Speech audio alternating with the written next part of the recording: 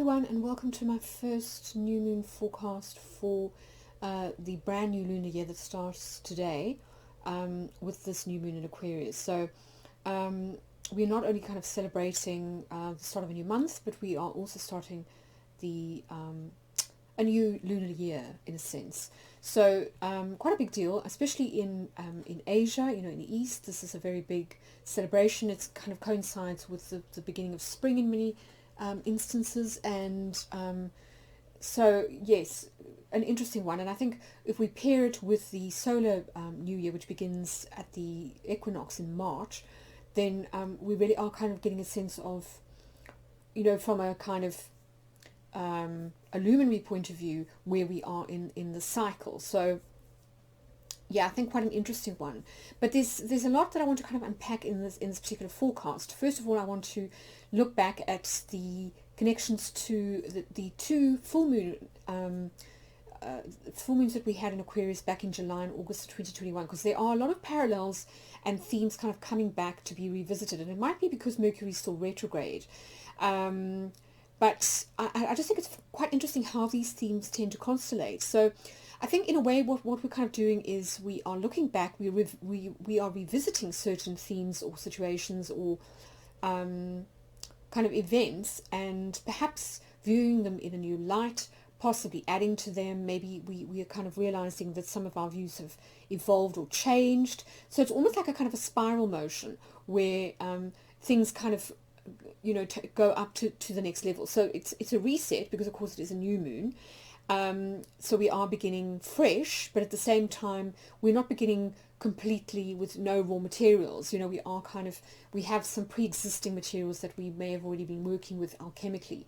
So I'm going to try and unpack some of that without kind of getting too dense, and also link it to some of the themes, the kind of modern or current iterations of these themes, such as, for example, NFTs, and also things like, the recent like Freedom Convoy in Canada protesting against COVID restrictions. But I'm going to try and do it through the medium of art. I'm going to look at this idea of art, of representation, what the difference is between an image and an icon, and how do we measure what is kind of superficial on one hand and real on the other, because this fits into the Sabian symbol that is active at this particular new moon, which is a barometer.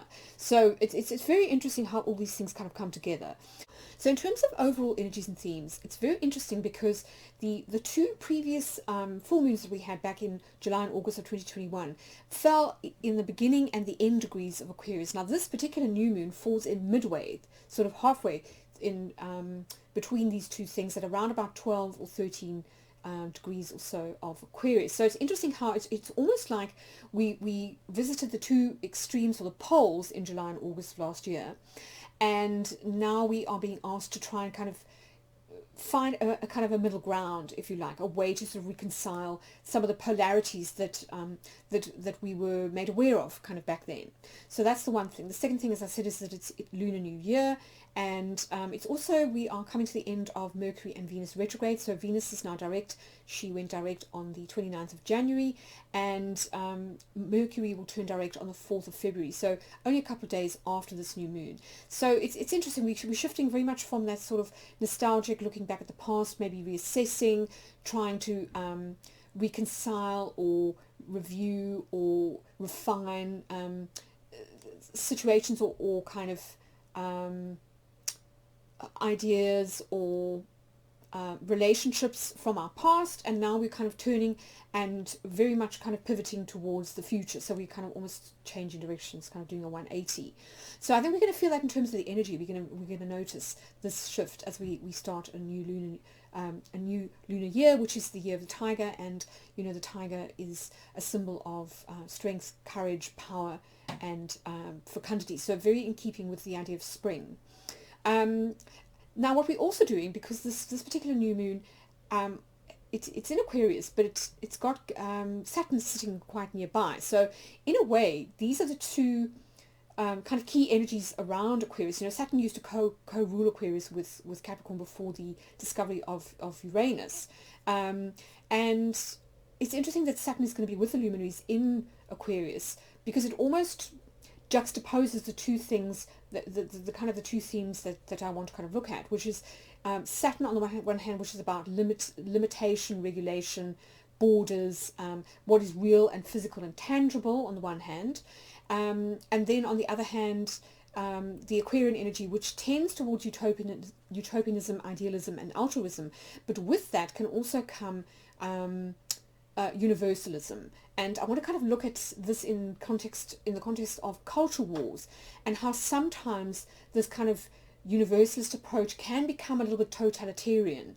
and how we need to sort of potentially be a little bit careful about this idea of the truth for everybody, imposing our truth as the truth for everybody, and not allowing a kind of more room for plurality and diversity and that kind of thing. Now, in terms of the Sabian symbol, again, I find this very interesting because it's represented by a barometer, and of course a barometer is a kind of a measurement or an instrument of measurement of the weather. It's trying to predict the weather, and of course that's what I kind of do every month, and that's what most astrologers are doing when they are looking at particularly the mundane transit. So I think it's so interesting that we have this idea of a barometer trying to kind of measure, trying to sort of stay ahead or kind of on top of where things are going, and obviously at a Lunar New Year we are kind of looking forward and kind of wondering what lies ahead, trying to prepare for it, possibly feeling a shift or a change in the air and the atmosphere, and wondering, kind of trying to gauge where things are heading, how we can kind of either optimize on opportunities that arise from this, or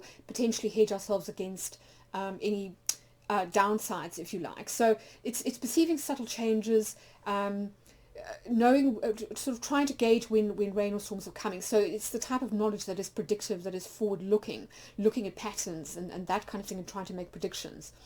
And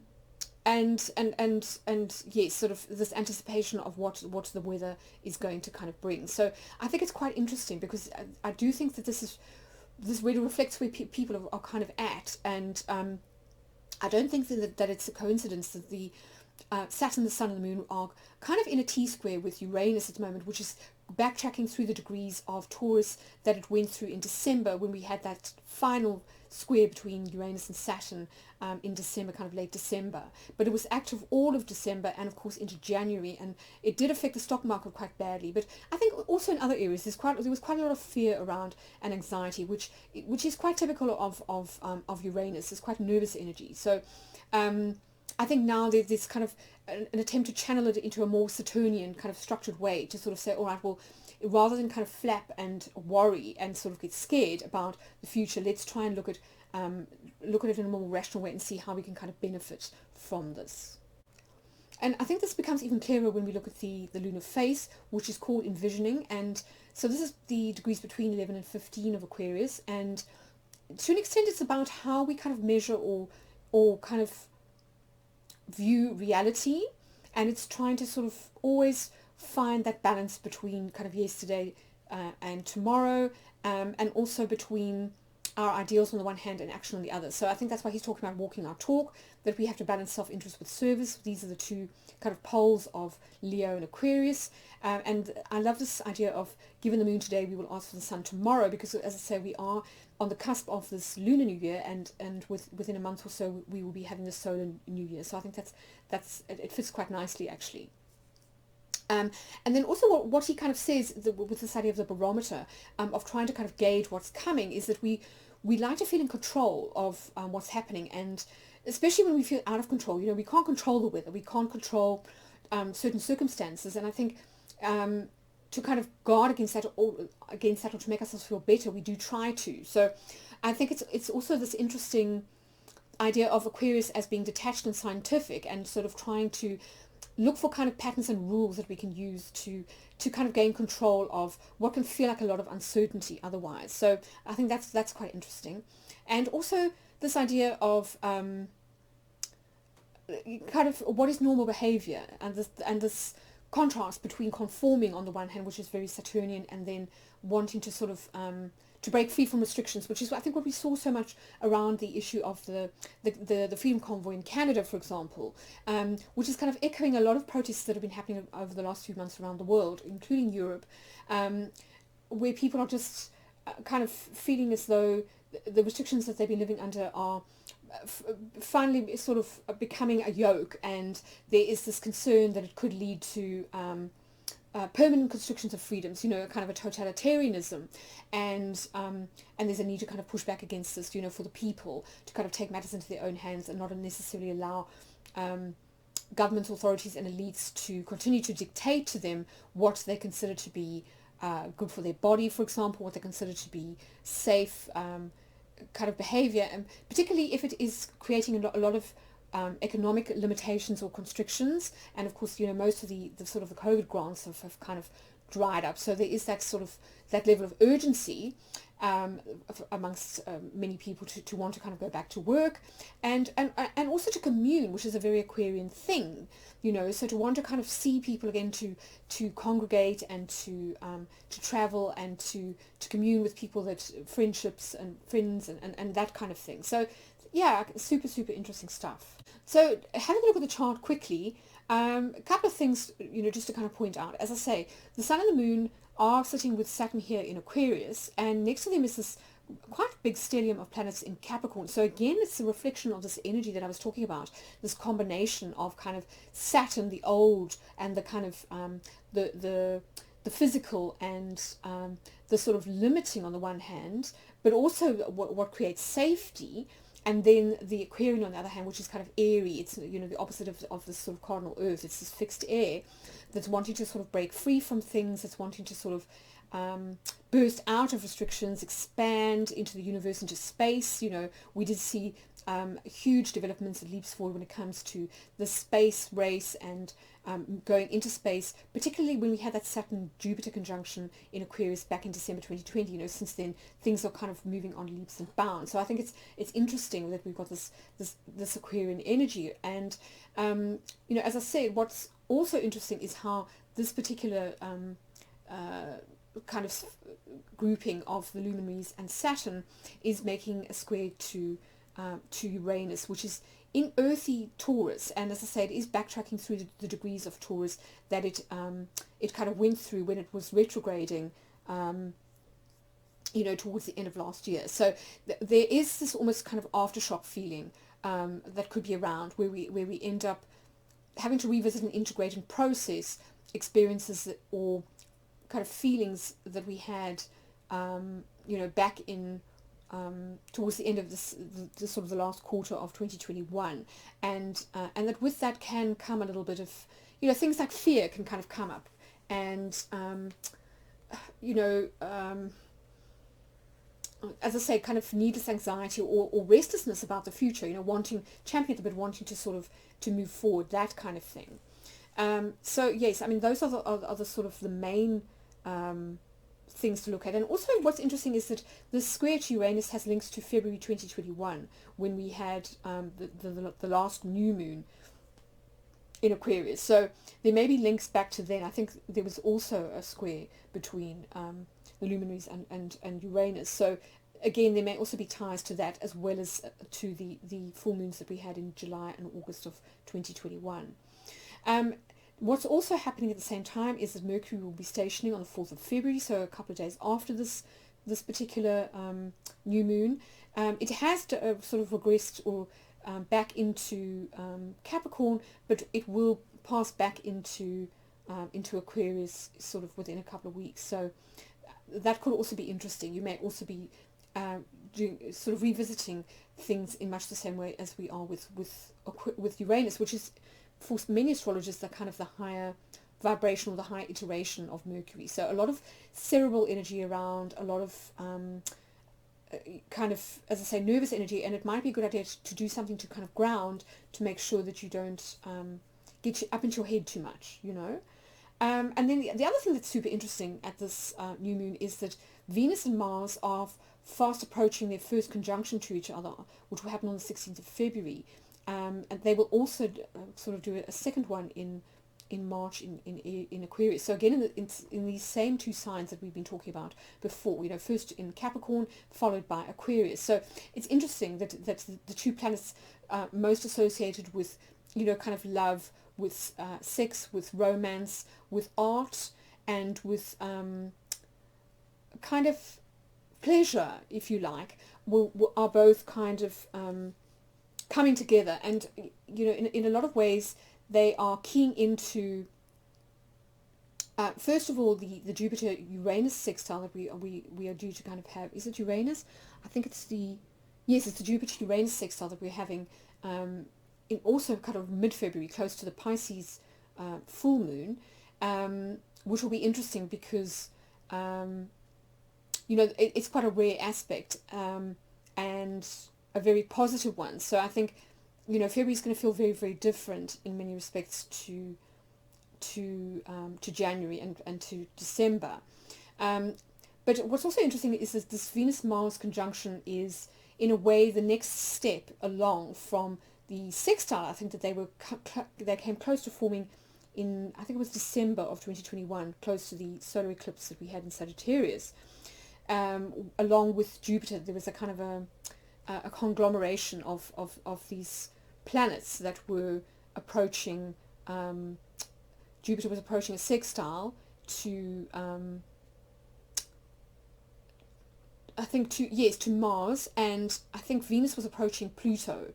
So it was a very interesting combination. So this should feel a bit less intense, you know, with Venus being moving towards Mars rather than Pluto. So the kind of the slightly more cuddly version of Pluto, if you like, the former ruler of Scorpio, and of course of Aries. And of course this is very this is great for kind of relationships, for new romance, etc., etc.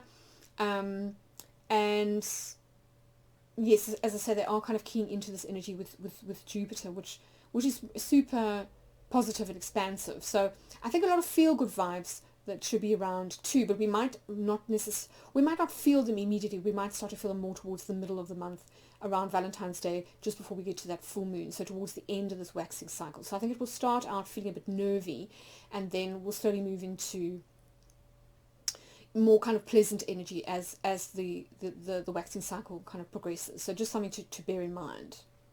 So I just want to point out that I did do a video on Saturn's ingress into Aquarius, which looked at the Saturn's transits through the sign from March 2020 right through until March 2023. So, you know, if you're interested in Saturn and Saturn's transit through Aquarius, then you can check out my video on YouTube about that. Now, of course, you know, we always want to kind of know, how does this Lunar New Year, how will it kind of work for me? Where will it fall in my chart? How can I use this to my advantage? And so, you know, as usual, I've created my cheat sheet, which you can look at. So the Sun and the Moon will be in a conjunction. So just look for your rising sign, and that will tell you the sort of the one life area that's being kind of activated or kick-started by this particular new moon, or kind of lunar new year. So I'll leave you to kind of do that, and I'm going to carry on.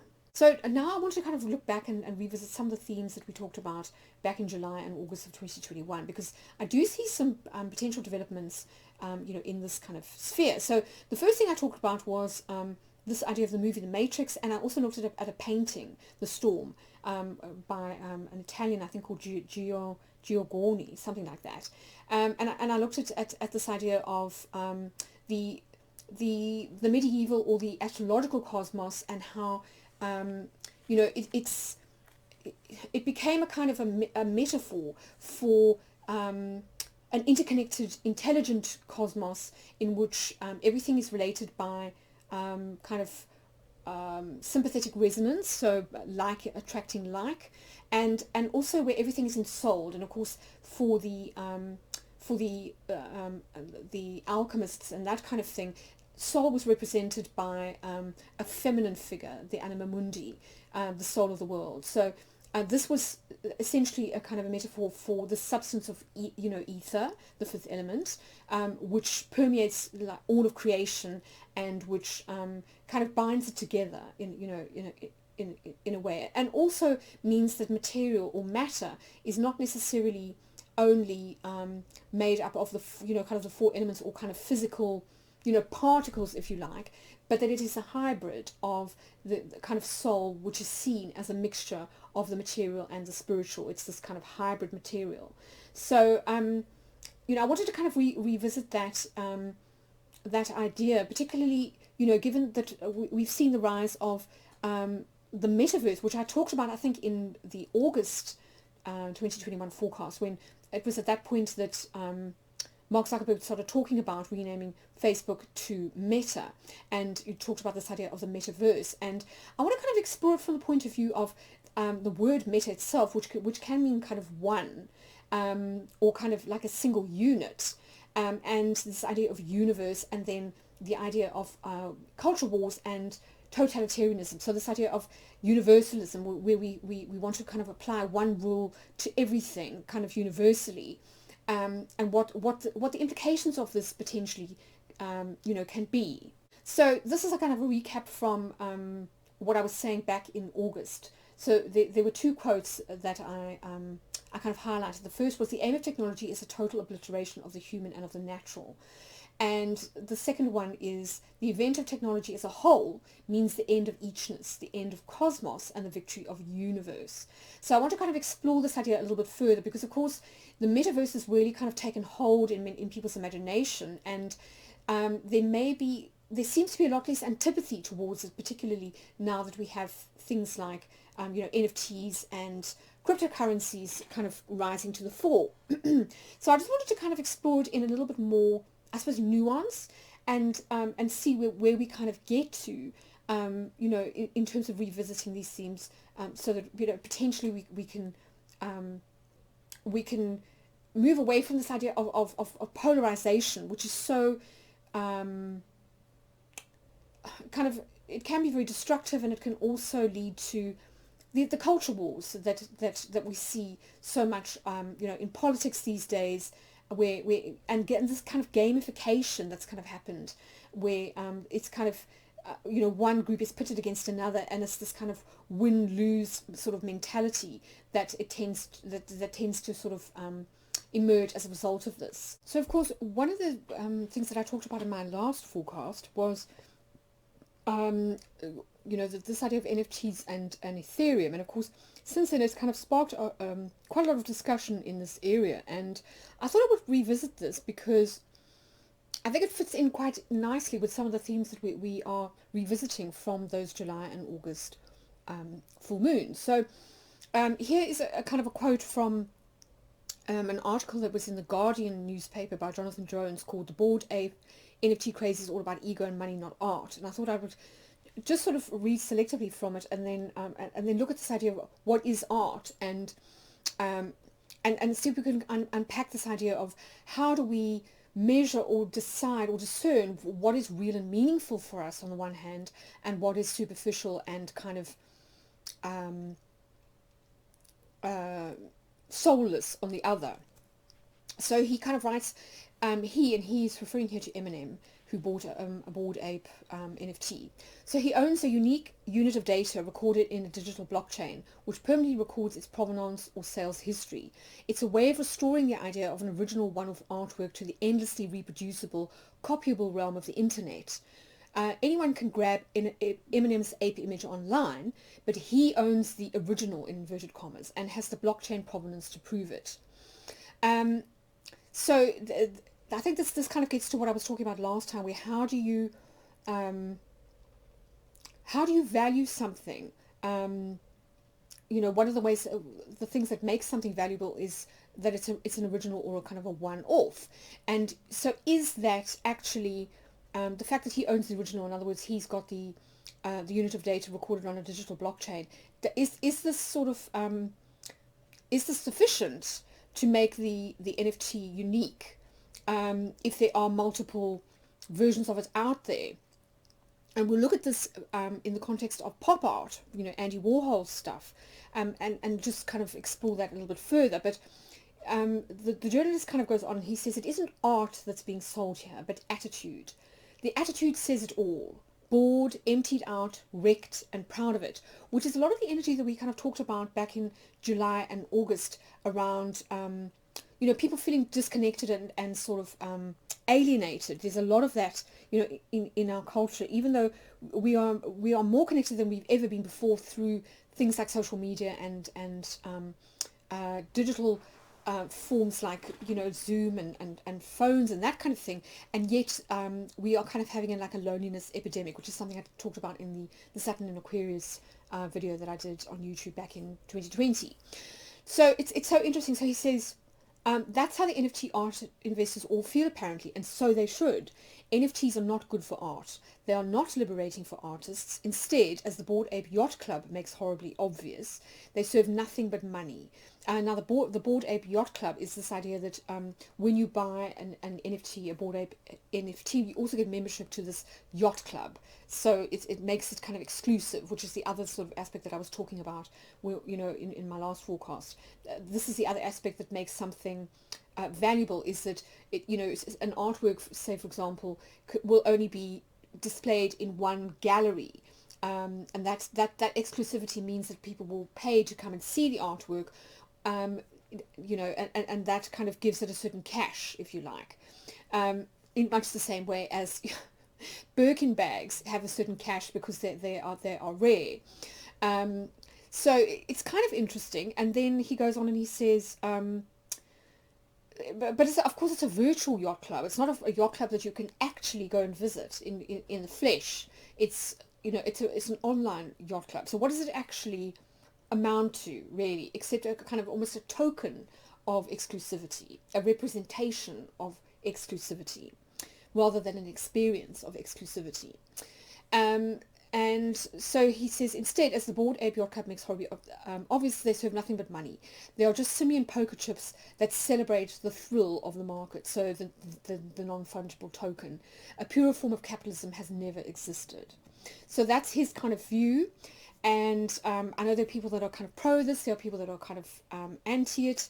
I think that recently there was a sort of a plugin developed for an app that will block the sort of the new Twitter NFT profile that they are kind of introducing, on the system, which is in keeping with what Facebook and other social media platforms are also kind of wanting to do. They're wanting to sort of create places where people can kind of mint NFTs and sell them and display them and that kind of thing. So yes, it does kind of open up a whole new can of worms, and as I say, I want to kind of look at it in relation to pop art. So if we think back to Andy Warhol and his whole kind of preoccupation with pop art, it's in a way it's not really that different. Warhol came from a background in advertising, which was all about selling things, about products. So it was, again, there was this kind of commercial aspect to the art, and some of his favorite subjects were essentially icons or examples of the throwaway culture of the modern era. So things like Hollywood, the cult of celebrity, plastic, consumables. I mean, think about the Campbell soup tins, which were, they were simply reproductions of very cheap soup that you could get in the shop. They were 2D representations of soup tins, and he used to do them often in series. So, and kind of also mimicking this idea of mass production, of kind of modern consumerism, that you get these sort of templates where things are carbon copies of everything else.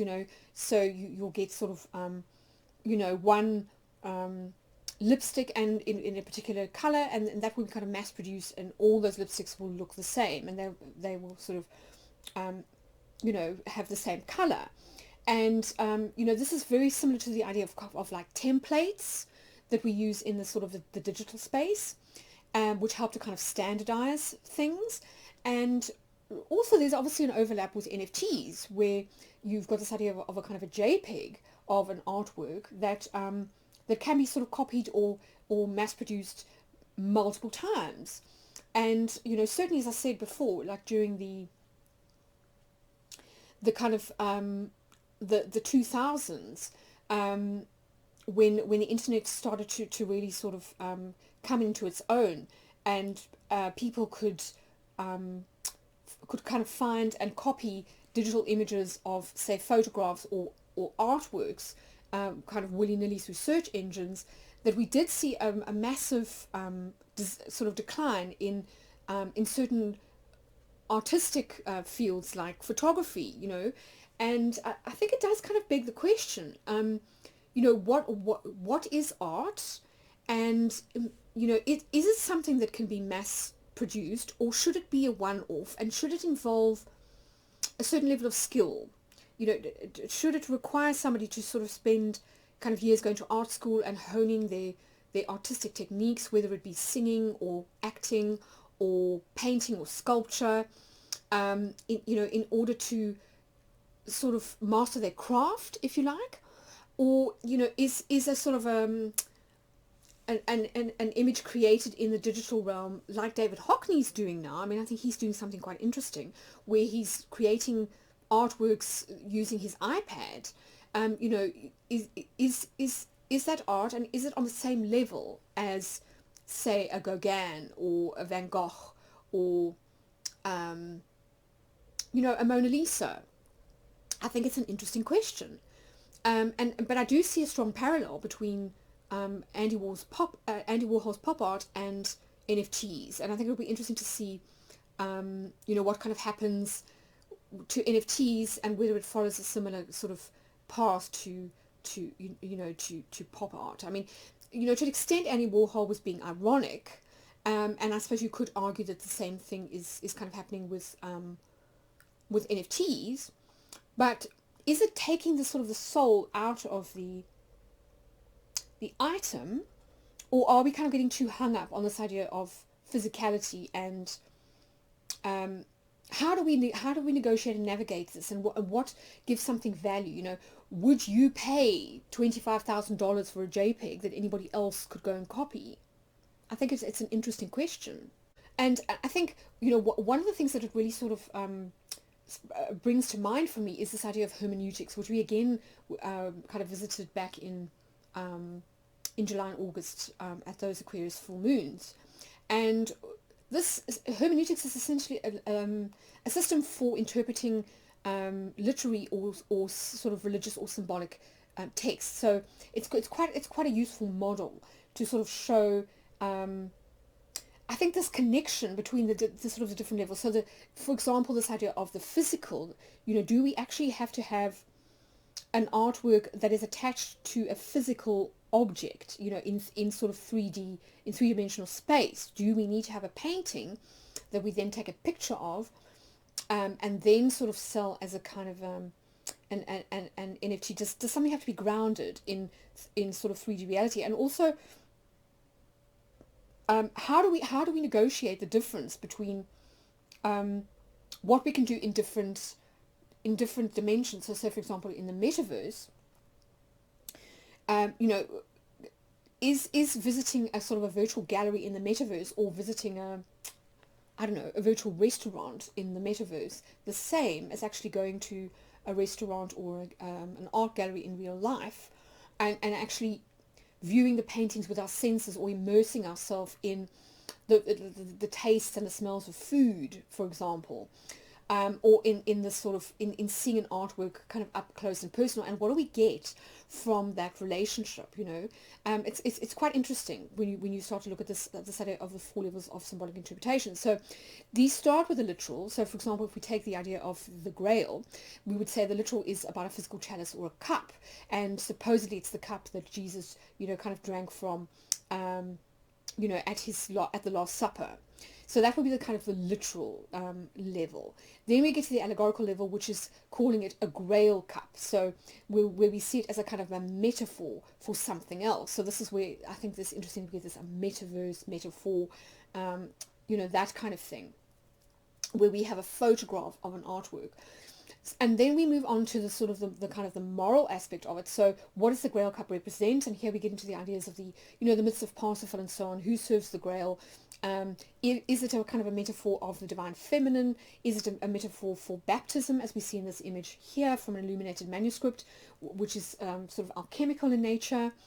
And then finally we get to the anagogical level, which is where you have this kind of mystical experience of the symbol turning, and of you having a direct, sometimes mystical sort of experience with the symbol, where it either starts to speak to you, where it kind of comes alive in some way, where you have this relationship with it, and where it starts to kind of seep into your life. And this level is it can seem a bit sort of tenuous until you've actually had that experience of almost feeling as though you're living in a movie, you know, like the Matrix, like this idea of a simulation, and but not where everything is kind of flat and necessarily self-referencing, but where that image or symbol actually has agency, and can kind of interact with you in a way that you can't necessarily control, which is something that, you know, people like Henry Corbin and so on looked at, particularly within the context of what they call the imaginal realm, which is the sort of this realm that is talked about in the alchemical texts and in the sort of the early Persian Platonic texts, as being a kind of a place, a sort of a dimension that we can kind of go to, that is more real than the 3D. It's kind of hyper real, if you like, but where you encounter these presences, which Carl Jung called, you know, for example, archetypes, but which were actual presences similar to things like angels or, you know, so entities where these artworks would kind of come alive, if you like. And of course, there are a lot of parallels with the idea of kind of fantasy, you know, like gaming, for example, and movies and that kind of thing. But of course, you know, that doesn't quite reach the same level, because the objects that you are interacting with are kind of limited in the sense of whatever the script is in the game. So they are finite to an extent. But of course, when you enter into the idea of AI, now you're kind of moving into a whole new sort of realm where these sort of simian apes and things can kind of come alive and can actually think for themselves and become unpredictable. So I think it's quite an interesting concept, you know, as I say, given that we've got this idea of the barometer and of trying to sort of measure or anticipate potential dangers and also opportunities moving forward. And of course, we're seeing this, you know, in things like the EV space, where AI is sort of, you know, moving into the realm of self-driving cars. This is becoming more and more of a possibility. We're seeing it in being used, you know, in terms of algorithms on social media platforms to put certain content in front of you. And sometimes that can be quite spooky. I've had experiences of stuff kind of appearing, and, you know, tweets appearing that have been generated by bots, that are sort of almost anticipating, you know, what your kind of subconscious process is based on keywords that you're kind of typing in or things that you've looked at in the past. So we start to kind of cross over into very interesting territory, and things become a lot less clear cut. But now, going back to this idea of a barometer and how we kind of gauge what for us is kind of real and what for us is not, or superficial, or doesn't really have major importance, I think Tom Cheatham is always really useful. So he wrote a book called The World as an Icon, and he talks about the dangers of abstraction. And he says abstraction is a defensive and isolating stance towards reality. It helps us to hold people and reality at a distance. And I think this is where it kind of gets interesting, particularly if we look at surreal art like the work of René Magritte. So here we have an example of, you know, two artworks that he's sort of depicted. One is of the sort of the blue sky on the left, and then on the right we've got the word sky in French. And I think it's interesting because it makes us view the idea of the metaverse and of NFTs in a different way. So is an NFT the word's sort of seal? Is it sort of an abstraction of an artwork? And you know, by abstracting something, and putting it into this kind of digital domain where we're not directly engaging with it using our senses, where we can't necessarily have a tactile relationship in the same way that if we went outside and we stood under the sort of the heavens, the sky, and we felt the sun on our skin, you know, can we compare the word sky to that experience? And I think it's an interesting one, because I think this is where we get into the idea of the metaverse and its limitations. You know, what is good, what is kind of satisfying and useful to do in the metaverse versus what it really cannot replace. And it's the same with an artwork. You know, you can have a JPEG of an artwork, but is that the artwork itself, or is it a representation of the artwork, and is it therefore one step removed from the real thing, if you like? And what does the real thing mean? And this gets more interesting when you get into certain sort of philosophies that tend towards idealism, that tend to sort of say that everything is sort of reducible to like archetypes, or to, say in Platonism, it can be reduced to the forms, which are kind of disembodied and kind of up there in the heavens, and exist in their sort of original pristine template, if you like. And every time that it gets copied, do we become one step further removed from the real thing, and what does that feel like? And I think it really kind of gets highlighted by this image that René Magritte did, call The Treachery of Images. And it's essentially a sort of an image of a pipe, and underneath it says, "This is not a pipe."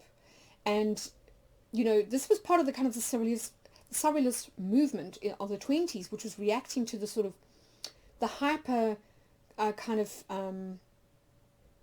logic and rationalism of the period that had gone before, where which was very much driven by kind of science and the Enlightenment, and this desire to sort of create create order, and where everything had its place, if you like. And there are elements of that in, for example, the Platonic cosmos, where everything has its kind of place, and where there is this hierarchical structure, there is that element to it. And so he kind of makes the point, the famous pipe, how people reproached me for it, and yet could you stuff my pipe? No, it's just a representation, is it not? So if I had my picture, this is a pipe, I would be lying. So I think it's an interesting one, as I say, particularly when it comes to things like art and to experiences. And it does kind of, I think, just pose some interesting questions when it comes to as I say, the kind of pros and cons of the metaverse, as opposed to, say, in real life.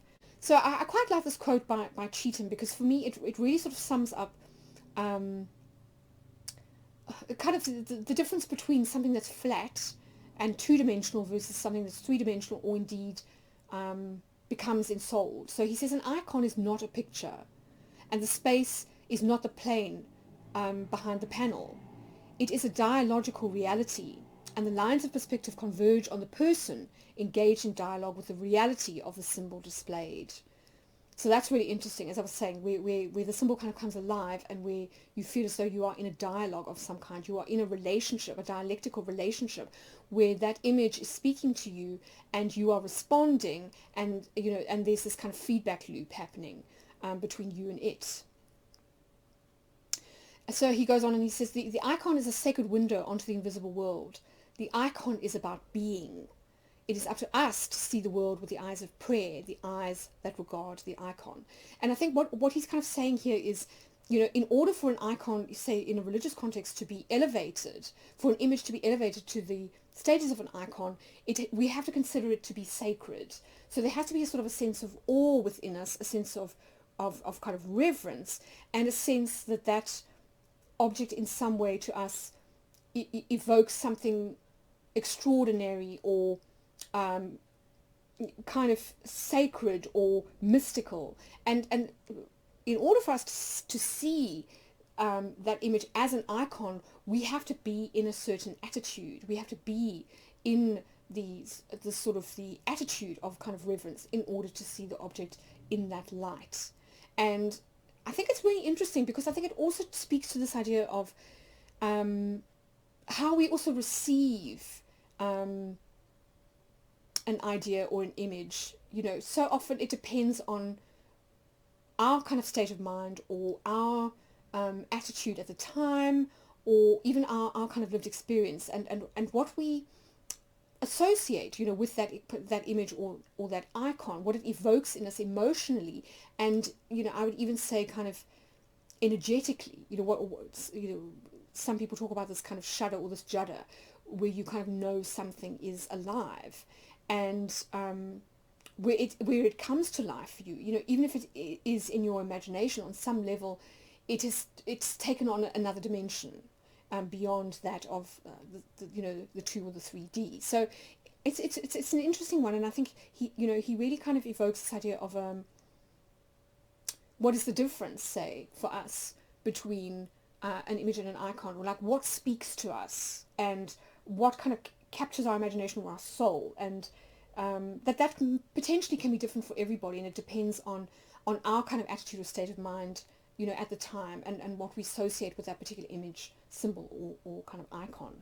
And this is where things get super interesting for me, because what he kind of points out is that in the pagan sort of experience of the world, they often, they kind of talk about this idea of phenomenology, or of the phenomena. So this image, or this NFT, or this character that you are kind of interacting with, say, during a game or virtual reality experience. And he talks about the word phenomenon and having its roots in the Greek phainesthai, which means to appear or to shine.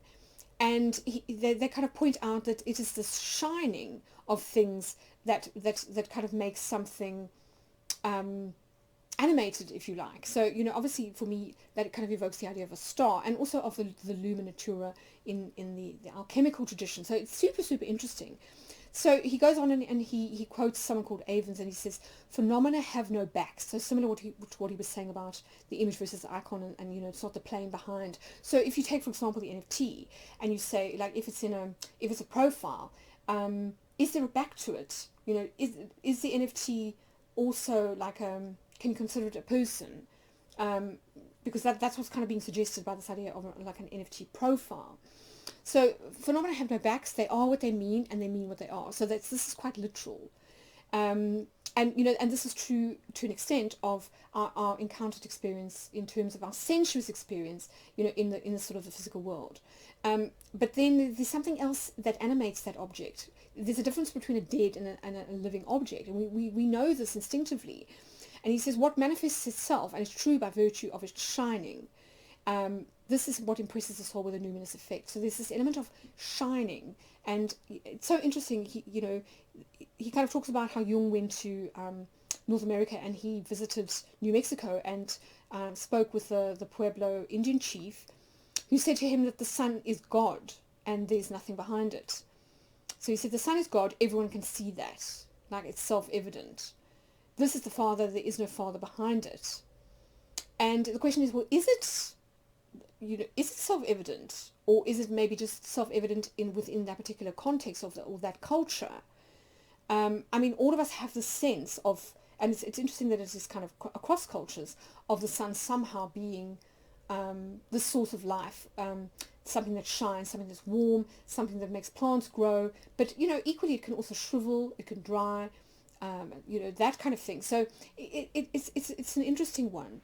And then he talks about this idea of Moses and the golden calf, and this story where Moses kind of came down from the mountain, having received the tablets from God, the Ten Commandments, only to find the Israelites worshipping the golden calf, which was part of their previous sort of pagan religion. And what's so interesting is that Cheatham points out that anybody could see immediately from the bull's radiating imaginal quality that this is a god. The essence of God was in the pagan world to be sought in the radiation and in the numinosity of the metaphoric shine. So in this sense, these deities are self-evident in terms of their ability to radiate, their self-evident fullness of sensuous reality. And I think what it reminded me of was, for example, this idea of Kirlian photography. So most of us kind of know it as being sort of the photograph of an object or a person's aura, if you like. But actually, it's quite interesting when you find out what it actually is. It's images of coronal discharges, which is something that we associate with the sun, don't we? This idea of the sun kind of emitting kind of these coronal discharges, these sunspots, and so on, these bursts of radiation. And So Adobe kind of defines a coronal discharge as an electrical discharge caused by the ionization of gas or fluid surrounding an object, and says that these discharges often look like an energy field or a halo around the subject, which is of course how saints and things were depicted as being holy or sacred. They had a halo, which is of course is solar in nature. It kind of dates back to this idea of these figures like Mithras and Christ that had these solar kind of rays coming from their head, kind of around the crown sort of chakra. So it's so kind of interesting. And then what's even more interesting is how this effect is achieved in Kirlian photography. So to achieve the halo effect, the photographer lays an object onto an electrified photographic plate or paper. When a high voltage electrical current passes through that plate or paper, it creates a coronal discharge in the air around the object. And so essentially it's not a photo in the real sense, because you're not using a camera. You're doing a contact print. You don't need a lens or a camera body. So it's kind of interesting again in terms of, well, what is a photograph, and what is it that we're actually kind of capturing here, in terms of this idea of phenomenon, how they kind of shine. What are we seeing? And does it show the sort of the living essence or the kind of the soul of an object on some level, or is it just a sort of a trick? A trick of perception, a trick of the light, if you like. I mean, I think it's so interesting that it was invented by the sort of the Russian Semyon Kirlian and his wife Valentina, who in 1939 saw something kind of happening in a hospital. They observed a hospital patient receiving treatment from an electrical generator. And they noticed that when the electrodes were placed in the patient's skin, that there was a kind of a neon glow around the patient. Now, I mean, anyone who can see auras will kind of attest to this. And I don't, on the whole, kind of see auras, but there have been a few occasions in my life where I have sort of seen somebody's aura, and often it's sort of been at times when, as it turns out later, somebody is close to death. So, for example, I remember in my 20s when I worked for a video production company back in South Africa, and I was working with this editor, this freelance editor, and I remember sort of sitting with her after work, having a drink, in the kitchen at work, and it was sort of dim light, and I just kind of noticed that I could see this kind of swirling kind of halo or light around her body, and obviously I was quite kind of taken with this, and because it wasn't something that I kind of saw very often. And then a few weeks later, I was just kind of talking to somebody else in the office and kind of asking where she was, and it turned out that she had died not long afterwards in a motor accident. And it really sort of struck me. I kind of thought, gosh, was she sort of radiating kind of extra brightly because her soul knew that she was sort of going to leave her body. So it's kind of interesting. It does make you wonder what it is that we kind of see or sense, and how we distinguish between what for us is living and what for us is dead, what for us is three-dimensional or even kind of five-dimensional, multi-dimensional on one hand, versus something that is flat and sort of dead and simply a representation. I think it's an interesting question, as I say, particularly when we get to things like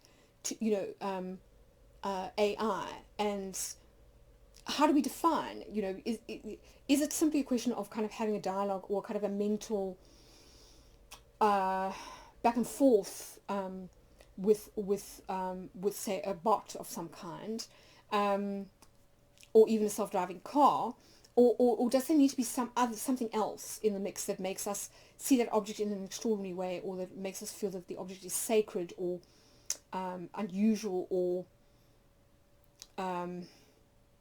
otherworldly to us? And here I think, the kind of the overlap for me comes when I start to look at things like culture wars, which, at the moment are really sort of, as I say, quite prominent in the sense of, the whole kind of anti-vaxxer sort of situation, and the divide between various political parties, particularly, as I say, on social media and in the media. And so I kind of went and I looked this up, and I found this really interesting article in Politico called "How the Culture War Could Break Democracy," and there were some interesting things that emerged that I didn't kind of expect. So he was interviewing James Davidson Hunter, who's the first person that kind of coined this term culture wars, or made it sort of famous through his studies, in I think sociology or anthropology. And he makes this point that culture by its very nature is hegemonic. And of course, hegemonies was something that was very big in cultural theory, particularly, in the 60s, when there was a lot of interest in socialism, which is of course very big again, this idea of kind of democracy versus socialism, and how these revolutions take place, these kind of these hegemonic revolutions take place. So he says it seeks to colonize, it seeks to envelope in its totality. The root of the word culture is Latin cultus.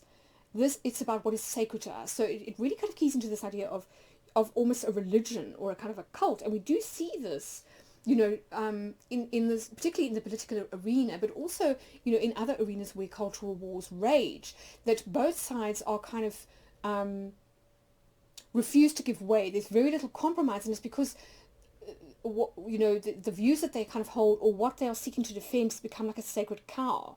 So in this respect, he's kind of saying that what we tend to do, even with art, is we tend to kind of say, all right, well, culture, or a high culture, is about what is pure and versus what is polluted. So this idea of high art versus fine art versus, say, pop art or kind of NFTs, and so it becomes about the boundaries that are often transgressed. And part of this war is kind of saying that each of us has an idea of first of all, what is sacred, secondly, what is transgressive, and then thirdly, what is a violation of that sacred. And of course, this evokes all sorts of kind of fears and resentments when we feel that those kind of boundaries are being breached. And it can almost move us into a state of kind of fight or flight, where we feel that we have to defend something to the death, even though maybe on some level we don't entirely believe in it, or it's only true in certain contexts. So I think it's in this sense, it's where it becomes really, really interesting, because he kind of says it feels like the universe of things that might be considered part of the culture war have grown considerably in the past 30 years, such that it seems to now envelope most of politics, and a lot of sort of issues kind of beyond that too, particularly if we think of kind of things like woke culture and so on. So in that situation, how does democracy work? Because when the stakes are existential, in other words, when your very survival depends on them, it would seem as though compromise is impossible. And so, they kind of ask the question, can you have a stable democracy without compromise? And I think this is what we seem to be lacking at the moment, is this kind of unwillingness for both sides to kind of give way, because the stakes seem to be so high. And I suppose the question is, are they actually? And is it because we have this idea kind of at our root that everybody has to see things from the same perspective? In other words, that there is this kind of universal truth, or this universal idea of what art is, and that this is part of the problem, this kind of universalizing, this meta, this tendency to want to reduce everything to one way of viewing the world, one kind of pattern that we can then extrapolate across multiple areas of life or circumstances. And does that work in practice? I think it's an interesting question. So yes, I mean, for me, it really kind of gets to the root of something that one of my former teachers, Patrick Curry, used to talk about a lot, which is monotheisms and universality, and how it leads to this totalitarianism, this desire to colonize people's minds and hearts. So, we can have this with a political ideology, we can have this with a religious ideology, we can have it with various kind of cultural sort of milieux or perspectives. So, here we kind of get into the things of like science versus religion, or these kind of great monotheisms. And they tend to polarize, where we feel like we have to choose sides, when very often the truth is kind of somewhere in between, number one. And as Patrick argues, very often it will depend upon context. So, maybe it's more useful to sort of move back to this idea of Aquarius and individualism, or kind of uniqueness, and that if we can let go of the idea of believing that there is the truth, then we stop needing to impose our views or morals on everybody. And, in this sense, we can kind of let go of like one-size-fits-all theories about everything. Because what happens is that it tends to create an oversimplification or sort of a reduction, where things have to be put into categories and they all have to fit quite neatly. And, we know that this is not necessarily true of real life. And I think the same thing goes for social interactions, that even though it's important to have a kind of an underlying agreement about what is kind of civilized and what isn't, or what is considered acceptable behavior and what isn't, and here I think, Saturn is quite useful. There is also the need for compromise and for a need to arrive at shared principles or covenants via consensus. And sometimes this means having to perhaps let go of a sacred cow and find something that's more of a middle ground, which is, again, I think echoing where we have this new moon, which is in the middle degrees of Aquarius. So it's really interesting. And also I think when you apply it to things like symbolism, there's a tendency to assume that a symbol means the same thing to everybody. But actually it doesn't. A symbol can mean very different things to different people, to different cultures, based on our personal associations with that symbol, and also, as I say, cultural associations that we might have kind of grown up with. And so the only way that you can really assume that something means the same is to develop a language, and that means agreeing what certain terms mean. So I think it's interesting to consider this idea of universality versus plurality, because I think last time when I kind of visited these issues, there was a tendency to be a little bit totalitarian. And, now in hindsight, having interacted with a lot of different people and a lot of different views over the last 6 months, that, I think my views have kind of softened and maybe become a little bit more nuanced. And, I think it's interesting to sort of sometimes just stop and sort of question our thinking and realize that very often where we kind of butt heads with people is often because we are in this kind of attitude of monotheism or totalitarianism. We want to convince somebody else, we want to evangelize our position to somebody else, and we want them to agree with us or to come over to our way of thinking. And is that necessary actually for people to get on, or can we respectfully sort of accept people's differences and sort of rub along without feeling the need for everybody to be homogenized or the same or to agree? So this kind of brings me back to another theme that was really key at those full moons, and also at the Leo new moon which preceded them.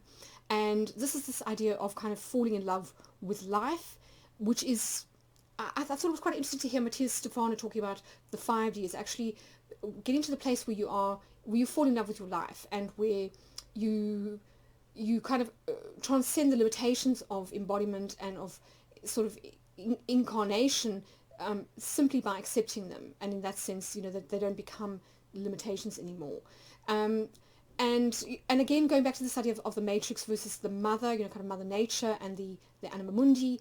I love this image by Hildegard von Bingen, and she kind of says, if we fall in love with creation deeper and deeper, we will respond to its endangerment with passion. And I think for me, I think this is something that really kind of resonates on a very deep level with myself, and also a lot of people who are either kind of passionate about the environment or nature itself, kind of being sort of outdoors. That there's a real sense that when you are kind of communing with nature, that the world is sacred and that it doesn't need to be sanctified. We don't need this kind of totalitarian cult to sort of tell us that it's sacred. We experience it as sacred, So taking the study of what Tom Cheatham was saying about the icon as being about being rather than, sort of like a flat, soulless, sterile experience, if you like. And I suppose, this is for me certainly one barometer, like for me personally, of what feels sacred and what doesn't, is when you actually physically experience that in your body, in the sense of feeling a deep connection and kind of passion for something, and seeing it as kind of illuminated, if you like, much like this image from one of her illuminated manuscripts. Yeah, it's really, really interesting. You know, what shines for us? What is it that makes something shine for us? I think it's an interesting question. So yeah, I just thought I would kind of end with another kind of Tom Cheetham quote, which I really love. And he, you know, he does kind of make this distinction, which I think is useful for the sake of argument. But again, you know, from the point of view of kind of you know, the idea of kind of polarization maybe isn't that useful. But I think it reflects a sort of a tangible physical reaction that some people have to the metaverse and to things like NFTs. So he says the way through the nihilistic technological world is twofold. Love, described as an initiatory process with definite and clear steps of purification and perception, and the resanctification of the world. And this twofold path has, in addition to be founded in the priority of the imaginal, so the soul, this idea of regarding something with devotion, in order to avoid making a false dichotomy between spirit and matter. So these intertwining processes live together in sort of word breath, and the word speaks, and the symbols of its speaking are the kind of breath of God, or of, you know, of creation. And, you know, I think that this is an interesting idea if we come back to the idea of the artist as creator. You know, are we making something for the sake of making money, or are we making something out of love? And maybe that's also an interesting barometer of how we then view an artwork, you know, in terms of our relationship or our kind of dialogue with it. So that's kind of it for me. I hope you found this interesting, and you know, in some way has kind of sparked some contemplation within you. If you're interested in becoming a member of my website, you can go to astrologysphere.com, subscribe. We have got three membership tiers. The first is free, and it will give you access to my bi-monthly newsletter as well as my free monthly horoscopes. And then, you know, you can always upgrade if you want to access to the in-depth kind of forecasts that I do for members. So yeah, if that's something that you're interested in, you know, have a think about it. But yes, I just want to wish you all the very best for the this coming lunar month, and also happy Lunar New Year, and take care, and I'll see you again very, very soon.